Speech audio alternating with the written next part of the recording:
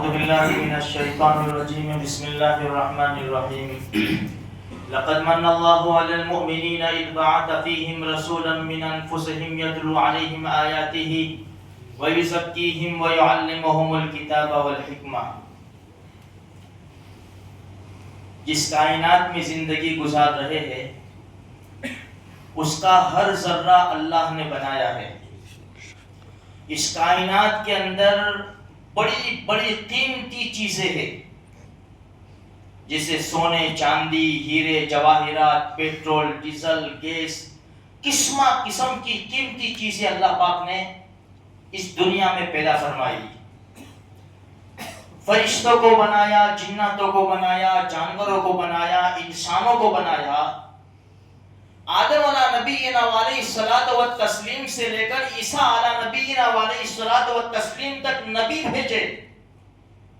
ابھی تک اللہ پاک نے کسی چیز کے بارے میں ایسا نہیں کیا کہ ہم نے سونا دے کر تم پر احسان کیا, ہم نے پیٹرول دے کر تم پر احسان کیا. کسی چیز کے بارے میں نہیں کہا.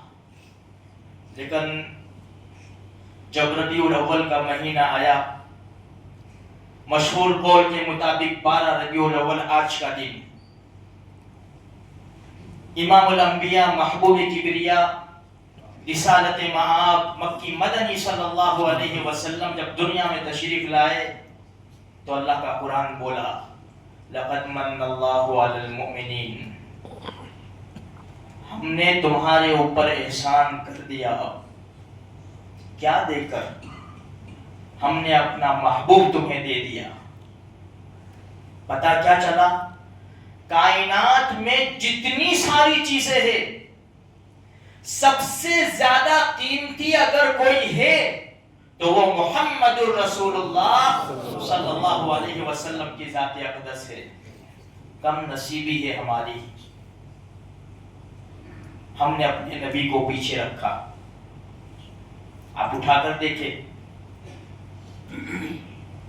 کل 13 ربیع الاول لگ گیا. 13 ربیع الاول ابھی نسیہ منسیہ بھول بھلیا, پورا سال اپنے نبی کو بھلا دیں گے. پھر ربیع الاول کا مہینہ آئے گا, پھر جاگیں گے, اور جاگتے بھی اچھی طرح نہیں ہیں. دشمن جگاتا ہے اس طرح جاگتے ہیں. اس کو محبت نہیں کہتے. محبت تو صحابہ کرام نے کی. وہ حبشہ سے بلال آئے تھے رضی اللہ تعالیٰ عنہ, روم سے صہیب آئے تھے رضی اللہ تعالیٰ عنہ, ایران سے سلمان آئے تھے رضی اللہ تعالیٰ عنہ. محبت تو انہوں نے کی. محبت تو ابو جہل کے بیٹے حضرت اکرمہ نے کی. محبت تو حضرت حمزہ کا کلیجہ چبانے کی کوشش کرنے والی حضرت ہندا نے کی. کامیاب ہوتے چلے گئے, کامیاب ہوتے چلے گئے, جنت کے سرٹیفکیٹ سب کو ملتے چلے گئے. محبت تھی ان کی. لیکن ہماری محبت وہ نہیں ہے جو ہونی چاہیے. اگر ہم اپنے نبی سے سچی محبت کرتے نا تو ہمارے سر کے بالوں سے لے کر پیروں کے ناخن تک ہم محمدی نظر آتے. ہماری مسجد خالی نہ ہوتی, پڑوسی سے پریشان نہ ہوتا, بھائی اپنی بہن کو میراث میں حق دینے سے محروم نہ کرتا. اگر اخلاق ہمارے نبی کے ہوتے. اس کو محبت نہیں کہتے میرے بھائی. اللہ کے رسول کے بتائے ہوئے رنگ میں ڈھل جاؤ, اللہ کے رسول کے اخلاق اپنی زندگی میں لاؤ, اللہ کے رسول کی تعلیم اپنی زندگی میں لاؤ, تب کامیابی ہمارے قدم چومے گی. جس نے اللہ کے رسول کے دامن کو پکڑا, جس نے اللہ کے رسول کو لیا, حضرت حلیمہ سعدیہ فتح مکہ کے بعد ایمان لائے تھے, ابھی ایمان نہیں لائے تھے, لیکن جب نبی کو لے گئے اللہ پاک نے برکتوں کے رحمتوں کے دروازے کھول دیے. ہمارے نبی کی زندگی تو اٹھاؤ. ہم صرف ولادت کو نہ دیکھیں, پوری زندگی کو دیکھیں. ماں کے پیٹ میں تھے, باپ کا سایہ چلا, در یتیم نہیں در یتیم پیدا ہوئے. ولادت کا 6واں سال تھا. امی کہاں رخصت ہوئی؟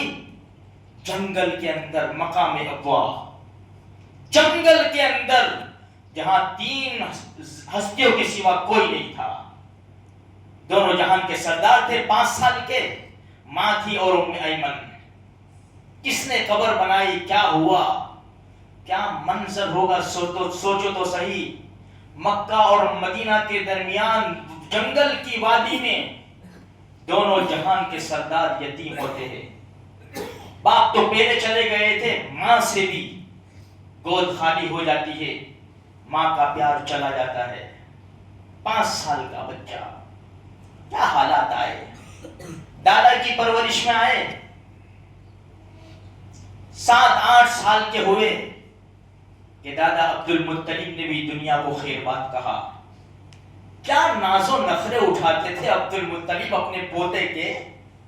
عبد المطلب باروب آدمی تھے، بیت اللہ کے متولی تھے۔ جب بیٹھتے تھے نا، قالین بچھایا جاتا تھا۔ روایات کے مطابق 10-13 بچے تھے، کسی کی ہمت نہیں تھی کہ قالین کے اوپر قدم رکھے، سب اردا گرد بیٹھتے تھے عبد المطلب کے۔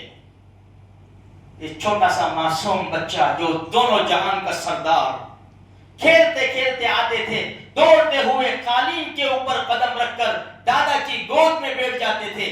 چچا ان کو روکتے تھے، عبد المطلب کہتے تھے خبردار، میرے اس پوتے کو مت روکنا، اس کے اونچی شان ہونے والی ہے۔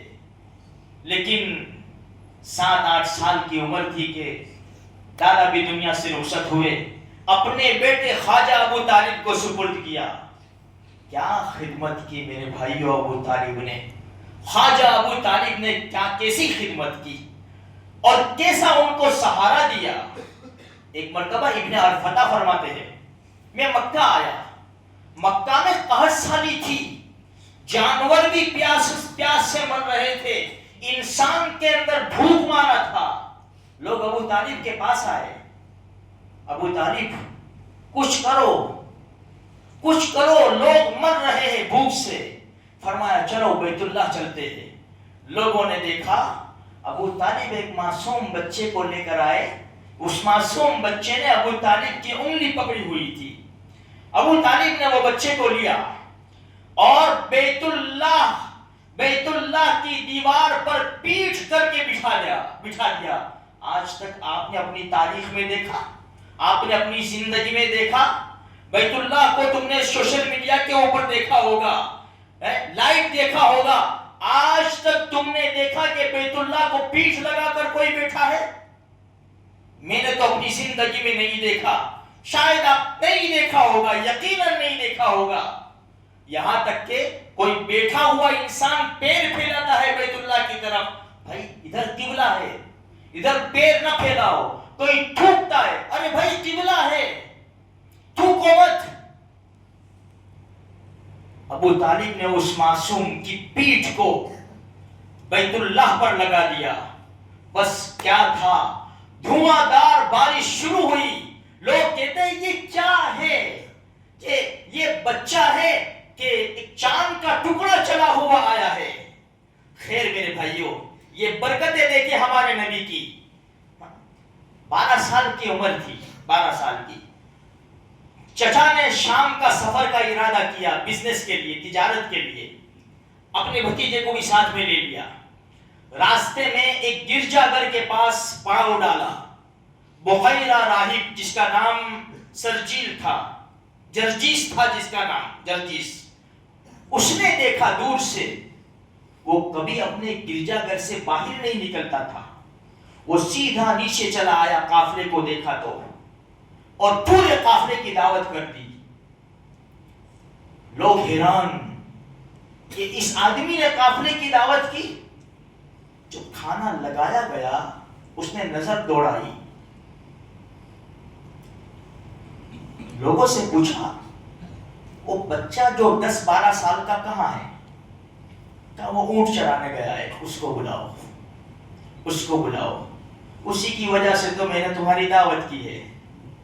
جب اللہ کے رسول کو بلایا گیا تو اس سے پوچھا کہ کیا ماجرا ہے؟ کہا کون ہے اس کا والی، کون ہے؟ تو خواجہ ابو طالب کو اگر آگے کیا، اس راہب نے کہا، بحیرہ راہب نے، کون ہے؟ میرا بھتیجا ہے، میں گواہی دیتا ہوں یہ سید العالمین ہیں اور اللہ ان کو رحمت للعالمین بنائے گا، اور اگر تمہیں یقین نہ ہو تو اس کی پیٹھ کے دونوں شانوں کے درمیان ایک چھوٹا سا مہر سیر کی شکل میں ہوگا، آپ دیکھ لو، یہ نبوت کی نشانی ہے۔ پھر بحیرہ نے کہا، ابو طالب سے کہاں جا رہے ہو؟ فرمایا شام، خبردار خبردار اس بچے کو شام نہ لے جانا، یہودی دیکھیں گے اس کے اوپر حملہ کریں گے، یہودی اس بچے کے دشمن ہیں، آپ ان کو واپس مکہ بھیج دو۔ ہمارے نبی کو مکہ بھیج دیا گیا۔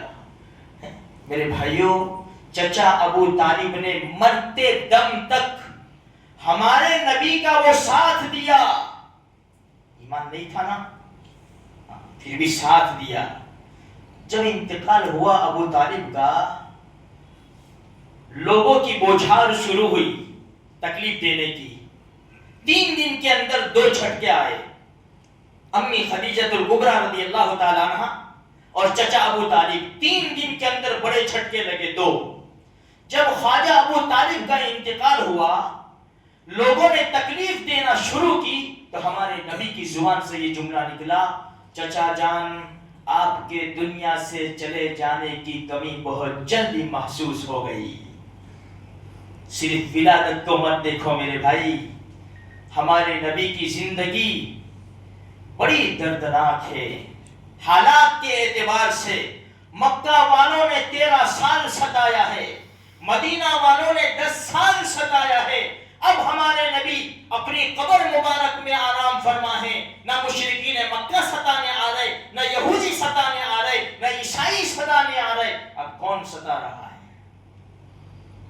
روایات کے مطابق ہمارے اعمال نامے پیر اور جمعرات کو ہمارے نبی کے پاس پہنچتے ہیں۔ یہ پیر کو پہنچیں گے، ربیع الاول کے دن کیا کیا یہ میری امت، مجھے ایسے یاد کیا، نمازیں بھی نہ پڑھی، ڈی جے بجا ڈالے، دارو خانہ پھوڑ ڈالا، کیا جواب دیں گے؟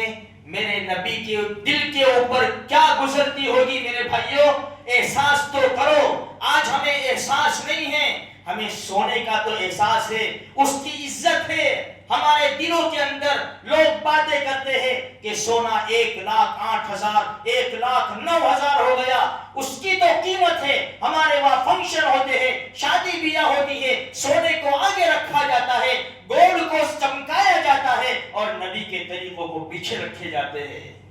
یاد رکھو، وہ قوم کبھی بھی کامیاب نہیں ہو سکتی جس نے قرآن و حدیث کو چھوڑا، نبی کے دامن کو چھوڑا، وہ قوم کبھی بھی کامیاب نہیں ہو سکتی۔ آج ہم مار کھا رہے ہیں، اور میرے بھائیوں معاف کرنا، ابھی بھی ہمارے پاس وقت ہے۔ اگر ہم نے اپنے نبی کے دامن کو تھاما ہے، دنیا کی کوئی طاقت ہمارا پال بیگا نہیں کر سکتی۔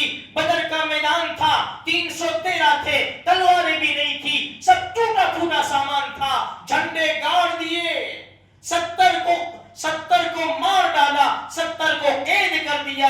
اس زمانے میں ان کے پاس دین تھا، اللہ کی نصرت تھی، نبی کی محبت تھی۔ آج وہ ہمارے دلوں سے نکل گئی۔ کروڑوں کی تعداد میں ہو کر پیٹرول ہمارے پاس، ڈیزل ہمارے پاس، گیس ہمارے پاس، ویپن ہمارے پاس، سونے چاندی کانے ہمارے پاس، پھر بھی ہم لوگوں کے محتاج بنے پھر رہے ہیں، لوگوں کے دربار پر جاتے ہیں، کچھ کرو کچھ کرو، کچھ نہیں ہوگا۔ نفع نقصان کا مالک اللہ ہے۔ ان تنصر اللہ ینصرکم ویثبت اقدامکم، اگر تم اللہ کے دین کی مدد کرو گے، اللہ تمہاری مدد کرے گا اور دشمنوں کے مقابلے میں تمہارے قدم جما دے گا۔ لیکن اللہ کے دین کی مدد کہاں ہے؟ سورہ جن صبح کی نماز پڑھا رہے تھے دونوں جہان کے سردار، قرآن پڑھا، جناتوں کی ایک جماعت آ گئی، ٹھہر گئی، اللہ کی رسول کی زبانی مبارک قرآن سنا اور پکار اٹھے، انا سمعنا قرآنا عجبا، عجیب قسم کا قرآن سنا ہے، یہدی الی الرشد، جو راستہ بتاتا ہے سیدھا، فآمنا بہ فآمنا بہ، ہم ایمان لے آئے، ولن نشرک بربنا احدا، اب ہم اپنے رب کی ذات و صفات میں کسی کو شریک نہیں ٹھہرائیں گے۔ جنات بھی بازی لے گئے، جانور بازی لے گئے، پتھر، بحیرہ راہب نے کیا کہا، میں نے ان کو اس طرح پہچانا، آپ کا قافلہ دور سے آ رہا تھا، میں نے دیکھا جہاں سے یہ بچہ گزرتا تھا کوئی درخت ایسا نہیں تھا جو جھک کر سلام نہ کرتا ہو، اور درخت اور پتھر کی شان یہ ہے کہ وہ نبی کے علاوہ کسی کو سلام نہیں کیا کرتے۔ ہم ان سے بھی گئے گزرے، درختوں نے پہچان لیا، پتھروں نے پہچان لیا، ہم نہ پہچان سکے میرے بھائی۔ آج بھی وقت ہے، ہماری رگوں میں خون دوڑ رہا ہے، بس ہمارے پاس وقت ہے کہ محمد سے وفا تونے تو ہم تیرے ہیں، یہ جہاں چیز ہے کیا لوح و قلم تیرے ہیں، ہم تو بات نام لینے کے بھی قابل نہیں ہیں۔ اللہ شیخ کیا فرمایا ہے، ہزار بار بشویم دہن ز مشک و گلاب، ہنوز نام تو گفتن کمال بے ادبیس۔ اللہ کے رسول ہزار بار اگر میں اپنے منہ کو گلاب کے پانی سے دھوؤں اور پھر آپ کا نام لوں تو بھی بے ادبی ہے۔ جھوٹ بول کر، رشوت کھا کر، حرام کھا کر، غیبت کر کے، چغلی کر کے، برا بھلا کہہ کر پھر ہم اپنے نبی کا نام لیتے ہیں، ہمیں شرم آنی چاہیے۔ ابھی وقت ہے میرے بھائیوں، اللہ سے توبہ کرو، سچی محبت کرو۔ سچی محبت جب آئے گی جب اللہ کے رسول کے اخلاق اپنی زندگی میں لائیں گے، اللہ کے رسول کے بتائے ہوئے طریقوں پر زندگی گزارنے کی کوشش کریں گے، انشاءاللہ محبت آئے گی۔ پھر کل قیامت کا میدان ہوگا، نفسا نفسی کا عالم ہوگا، اللہ کے رسول حوض کوثر پر جام کوثر دیتے ہوں گے، انشاءاللہ ثم انشاءاللہ ہمارا بھی نمبر آ جائے گا کہ انشاءاللہ ہم اپنے نبی کے پیارے پیارے ہاتھوں جام کوثر انشاءاللہ پی لیں گے۔ اللہ تبارک و تعالیٰ کئی سنی بات پر عمل کی توفیق عطا فرمائے، اور اللہ پاک ہمیں اپنے نبی سے سچی محبت کا ثبوت پیش کرنے کی کام کرنے کی توفیق عطا فرمائے۔